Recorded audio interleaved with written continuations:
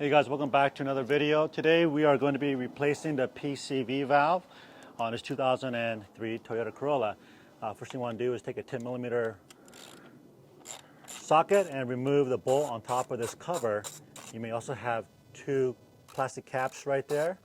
So you want to grab a screwdriver or a trim tool remover and remove those two pieces. In this case, I don't have a plastic piece there. And set that aside. So your PCV valve sits right here at the back corner of your valve cover. If you haven't seen my other video on replacing the valve cover and you're interested in doing this, I'll put a link right here up in the video where you guys can go watch that, how to replace this thing. This is literally a 15-minute job. It's super easy. So the purpose of this PCV valve is to release, again, the back pressure that it creates inside your cylinder, your engine. It's under a lot of pressure and it needs a place to that extra air to escape. And since the early 60s, they came out with this PCV technology that releases the backflow. And if you don't have this thing working properly, or if this is maybe not functioning, what happens is that the pressure has to go somewhere inside your engine and it's going to find the weakest point. It's kind of like a balloon. If you squeeze a balloon in your hand and it creates that little bubble on the top of the of your hand or the bottom, depending on where the greatest pressure is, that's where it's going to release the air. And oftentimes that's why you have like valve gasket leaks, oil coming out seeping out of your valve gaskets or your oil pan, is because that's where the weakest link is the seals. And oftentimes in this particular case, there was a lot of oil buildup right here on the back of this valve cover gasket, and this is where your timing chain sits. There's a seam in the back and a seam in the front, and that's where I saw a lot of the oil coming out and the buildup.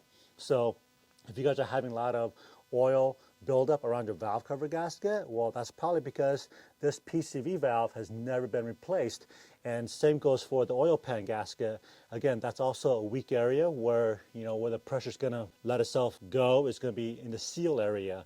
So those two things can be most oftentimes avoided if you replace this $18 PCV valve. So let's go ahead and remove this guy and I'll show you how to do that. So again, this is a 2003 Toyota Corolla, and this is there's a hose right here. It's a vacuum hose basically, and it has this little clamp. Just squeeze the two clamps with the fingers and pull it off to the side. And then this rubber hose, just wiggle it back and forth and it comes right out, okay? Make sure you don't lose this clamp right here. I can see a little bit of freighting right there. I may have to replace this, but I think it'll be okay. And this is a 7/8 socket, and you want a deep socket to go over that little nipple, okay? And then you're just gonna take it right out. Okay, and then when you take this thing out, the way you're gonna check to see if this is good or bad, here, let me grab a new one so you can hear what the new one sounds like. Okay, so this is the old one. It sounds like the bearing inside is hitting the top and bottom, and it's kind of loud. Okay, the new one, it feels like it's a little smoother. And it's gliding up and down much smoother than the old one. All right, so let's go and put in our new one here.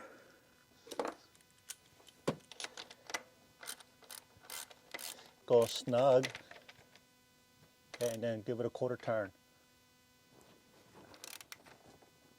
Okay, there you go.